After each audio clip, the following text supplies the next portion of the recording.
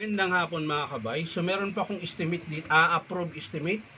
Demolition hammer ito ng DeWalt, 10 kilos. Ang model nito mga kabay dito 5899. So ang papalitan ito, handle. Ito po yung bagong handle. Connecting rod. Ayan po. Tapos pin tsaka actuator. 7 pirasong o-ring mga kabay. Ayan. Yan yung ipapalit natin. Tsaka yung kanyang flange. Ito po yung sa dulo. Dahil ito po yung inestimate ko na alog na po yung spindle. So ito yung papalitan natin ng bago. Tapos yung kanyang bit piece. Ayan. Ito yung bumabayo sa bala. Kapag nilagay mo yung bala na pantibag, ito yung tumutulak. Pinapalo naman siya ng striker.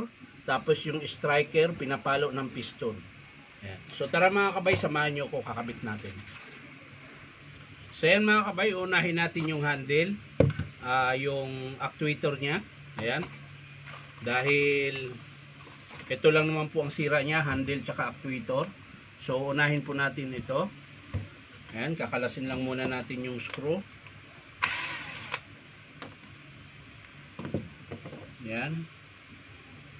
Tapos ito, yan lang ba yung actuator, tatanggalin natin mga kabay.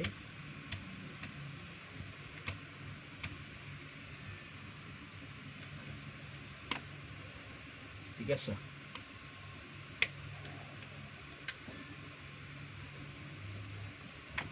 yan. So yung pagkabit ng actuator mga kabay, ito lang, kakalasin nyo siya dito. Ayan. Ayan. Tapos pagbalik niyan mga kabay, ganun din po. Ayan, tutusok nyo po dito. Ayan, may butas po yan. Ayan. Tapos iipitin nyo po ng long nose. So ayan. Ito yung naghihila sa switch. Ayan. So pwede na natin ilagay yan dito mga kabay. Ito muna. Yung pin pala nito. Kasi ito yung nawala binuksan nila. Ayan. Yung pinaka pin. Ayan. Dito po yan nakalagay sa kanyang switch. Ayan. So dito po yan mga kabay. Ayan. Kailangan lang papasok yung kanyang D10 mga kabay. Ayan. Hindi gaano makita. Malayo.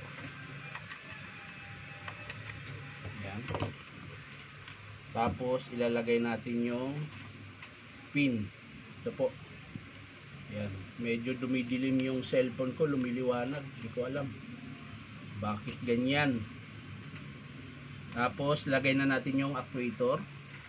Tutusok mo lang yan dyan mga kabay sa kanyang switch. Ayan.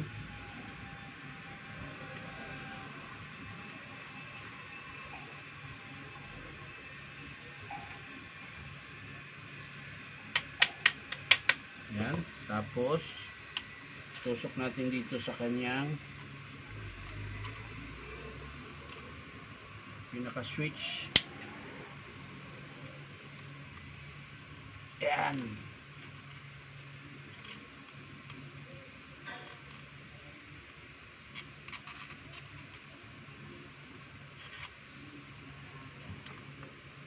Yun. So yan na mga kabay, yun na po yung itsura niyan. Nakakabit na po siya. So pwede na natin tong isara. Ayan. Siyempre balik lang muna natin yung kanyang cord protector. Ayan.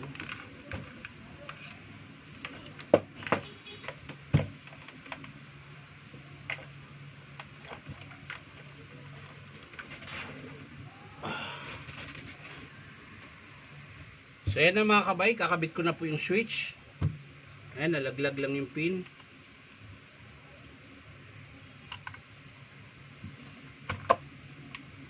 Ayan.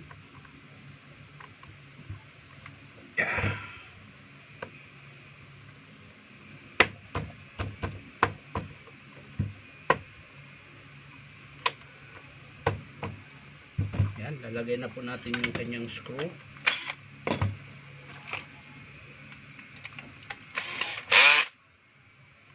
Ang kanyang screw.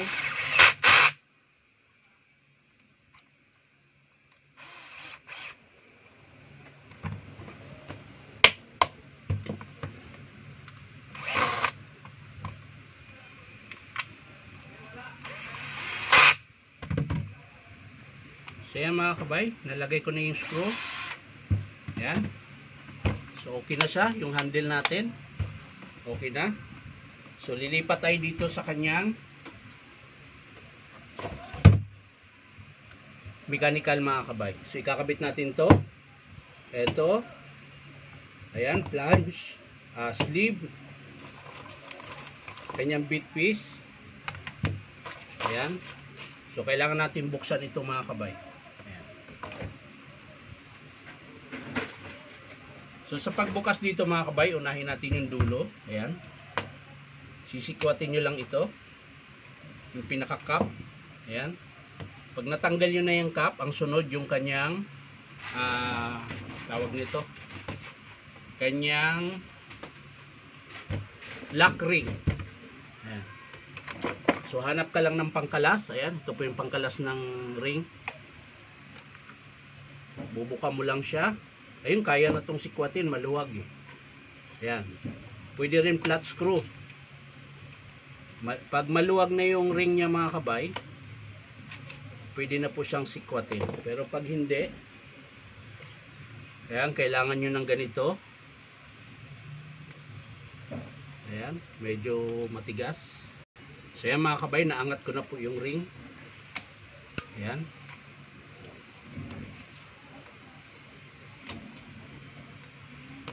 So yan, makakalas na natin ito. Yan, spring. Dito yung lock.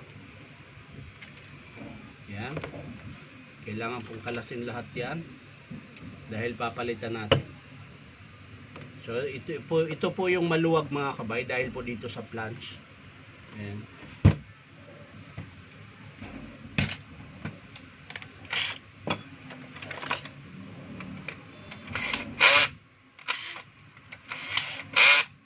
Unahin natin ng tanggal ito, yung flange. So yan na mga kabay, nakalas ko na po yung screw. So pwede na po nating tanggalin ito. Ayan.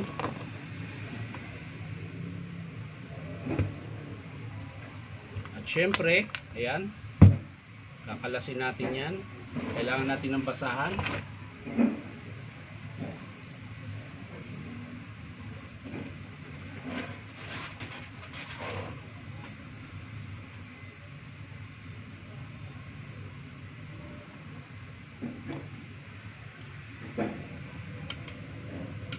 Ayan, tatanggalin lang natin ito mga kabay dahil ito din po yung ilalagay natin na o-ring dahil hindi ko yata na isama ito o hindi nga. So ililipat lang natin yan dito sa bagong flange. Ayan. Hindi ko ito sinama mga kabay dahil buo pa naman. Ayan. Siyempre ito dito po yan sa loob. Yan. Ganun po ang forma niya. Yan. Tapos yung bit piece mga kabay nandito sa loob. So kailangan nating kunin. Yan. So sundutin mo lang yan.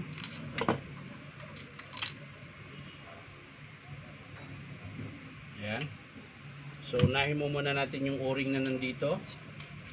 Ayan mga kabay. Sira na po yung o-ring nya.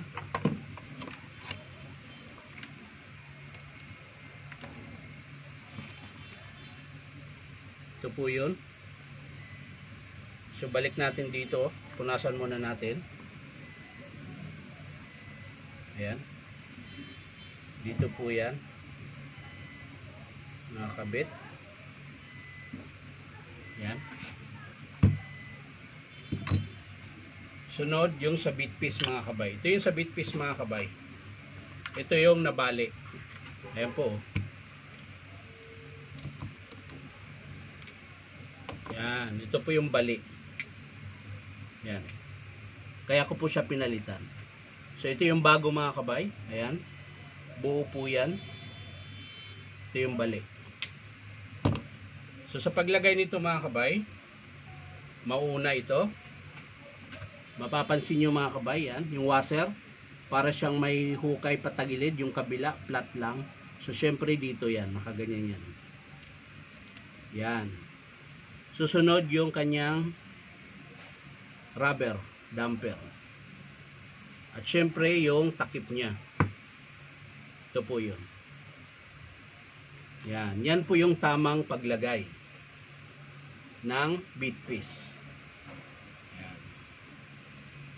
So okay na yan mga. Meron pa pala. Ayan. Kabila naman to. Yan. Nakaganyan yan. Yan. Hindi siya pwedeng baliktarin. Ito rin, din siya pwedeng baliktarin dahil mababasag po yan. So yan po yung posisyon ng bead piece. Ayan. So ngayon, dito tayo sa spindle. Kailangan natin lagyan ito ng grasa.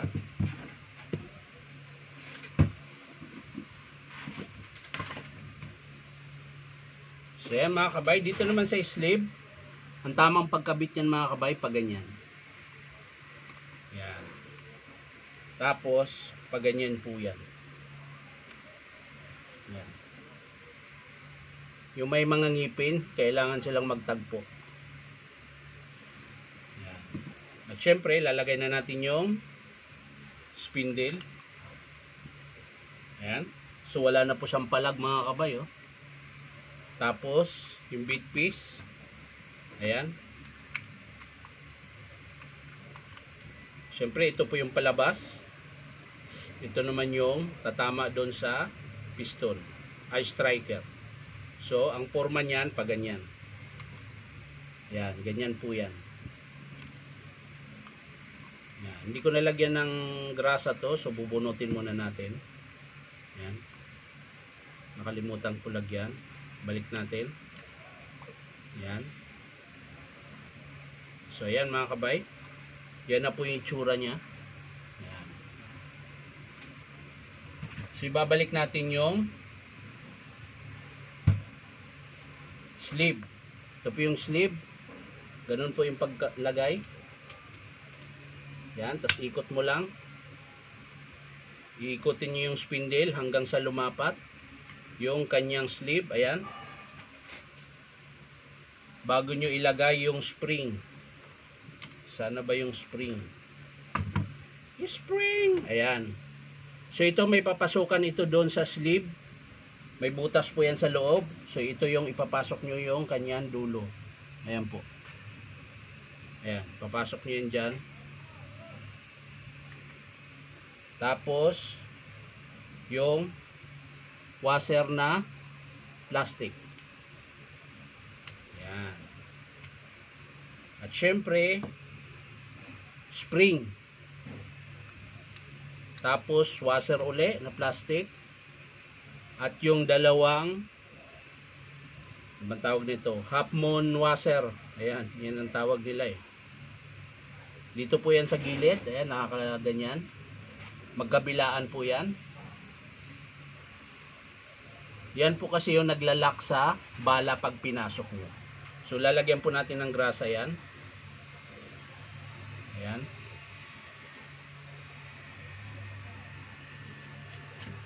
Tapos, ang sunod, yung spring na malaki. Ayan. Yun yun, pag tinutulak nyo yung sleeve niya. So, syempre yung washer muna. Bago ito. Ayan.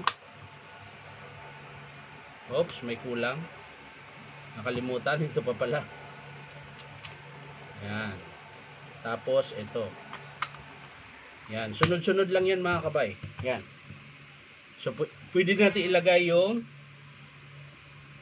ring niya. So, kaso lang maluwag to. Kailangan nating pitpitin muna. Ayan. Magamit tayo ng plies. Matigas kasi ito mga kabay dahil asiro po ito. So kailangan natin pukpukin sa gato.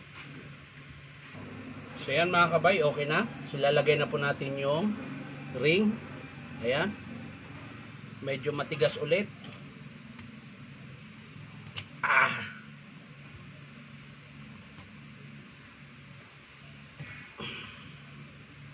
Matigas. So yan na mga kabay, napasok ko na yung ring. So kailangan na natin itulak para mag-lock siya. Ayan. So yan na mga kabay, naglalak na siya. So ilagay na natin yung cap. Ayan, dinidiin lang po yan. Medyo may katigasan lang din. So yan, susubok natin kung gagana siya sa bala. Yun. Ayun. So okay na po na tayo dito sa kanyang spindle. So ang ikakabit na lang natin mga kabay yung connecting rod dito. So kakalasin din natin ito para mahugot natin yung connecting rod at mailagay natin yung o-ring sa striker tsaka sa piston. So tara mga kabay. So yan na mga kabay, nakalas ko na yung screw. So pwede natin tanggalin ito. Ayan. Tatanggalin natin yung connecting rod. Ayan. Tapos pupunasan natin yung dulo.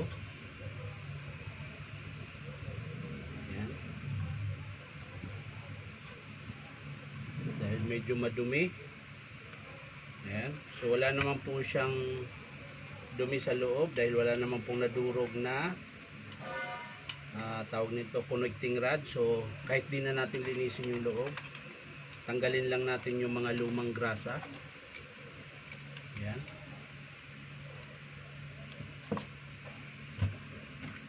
So ito po yung connecting rod mga kabay.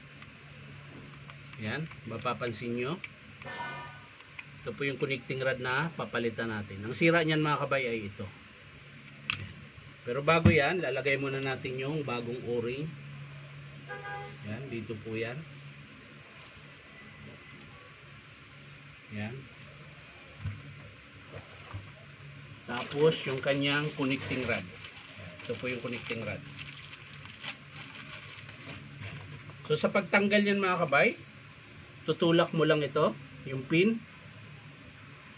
Ayan. So kalas na po siya. Lagay natin yung bago. Pasok nyo yung pin. Ayan. Ayan. Tapos tanggalin natin yung lumang o-ring. Ayan. At kakabitan natin ng bagong o-ring. Ito po yung o-ring niya mga kabay. Yung bago. Ayan. Tapos lagyan natin ng grasa. Ayan.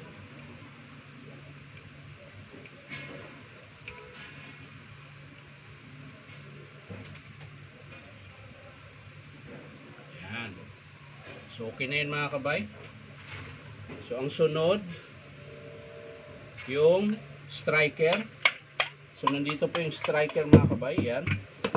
So papalitan din po natin ito ng o-ring. So ganun din po ang pagtanggal. Ayan. Susungkitin nyo lang matulis. Ayan. Tapos kakabitan natin ng bagong o-ring. Ayan. So ayan mga kabay, okay na rin yan. So grasa ulit. Ayan. Tapos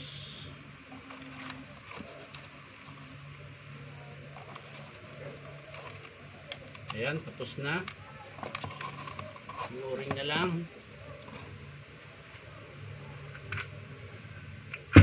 Dito naman sa kanyang cylinder mga kabay.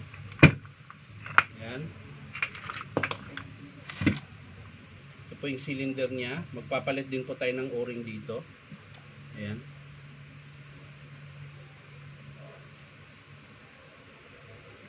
Ayan. Yun. So, okay na. Ano nang sunod ay syempre yung lang, para may dumi dito. Yun.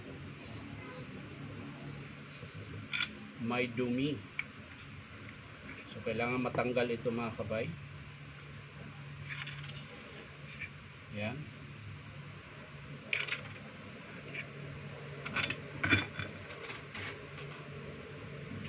Kailangan matanggal ang dumi. So ayos na siya mga kabay, pwede na natin siyang ilagay sa kanyang housing. So pero bago yan mga kabay, kailangan mo natin lagyan ng grasa ito sa loob. Ayan. Ayan. Tapos mamaya lalagyan natin siya ng konting langis. Ayan. So okay na yung grasa na yan.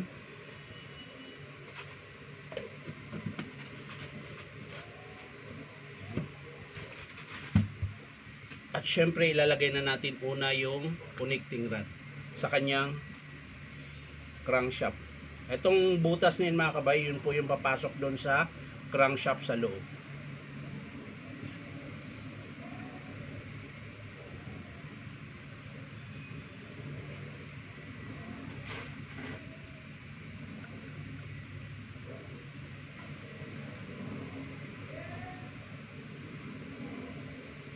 Ayan, kailangan natin ikutin konti dahil ayaw pumasok.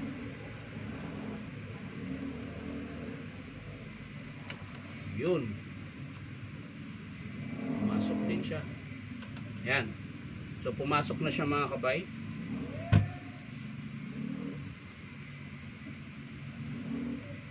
So ang sunod niyan mga kabay, yung cylinder kailangan natin ipasok. Ayan, lagyan din natin ito ng grasa. Ayan. Kabilaan din po. Tapos, ang forma niyan, pag ganyan. Ayan. Tapos, striker mga kabay. Itong parang lumalim, yun po yung palabas. Yun yung tatama doon sa bit piece. Yan. Yan.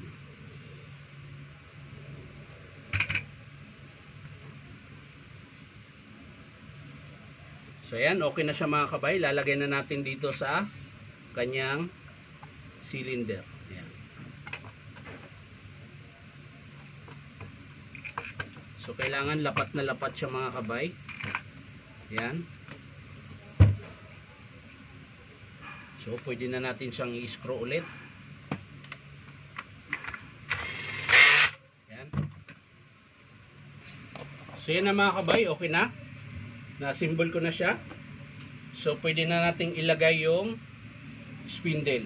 Ayan. Pero bago yan, yung rubber damper muna. So, ito mga kabay, yung parang may kanal-kanal, yun po yung pailalim. Yan. Ganyan po yan. Tapos yung rubber, yun yung tatama dito sa spindle. Ayan. So, ganun po yung tamang paglagay. Ayan. So, bago natin ilagay yan mga kabay, kailangan mo natin lagyan ng langis.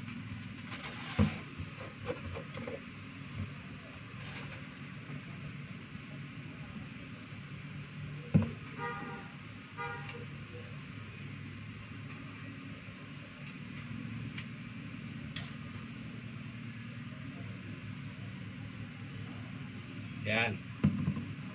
So, okay na yan mga kabay. Pwede na nating ilagay ito.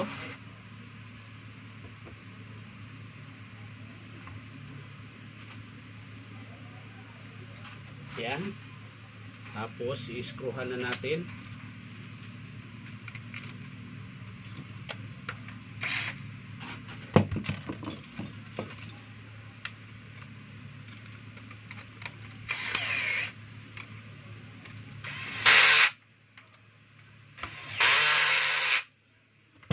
Yun na yung tsura niya mga kabay. So, didiretso na natin yung kabit ng screw. Okay mga kabay, na-screwhan na po natin.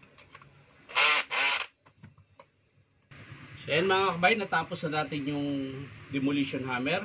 So, kailangan na natin i-testing.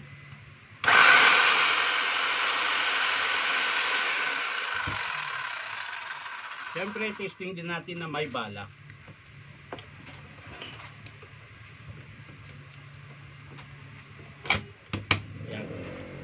Testing natin na may bala.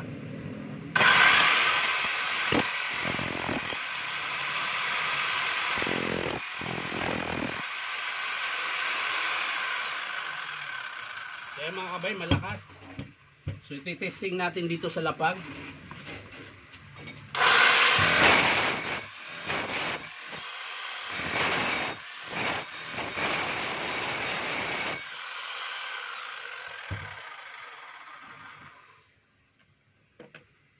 So yan mga kabay, natapos na po yung ating estimate na dito 5899. So ang pinalitan mga kabay, ulitin ko lang, handle, bit piece, ito po yung bali, connecting rod, sleeve, tsaka flange.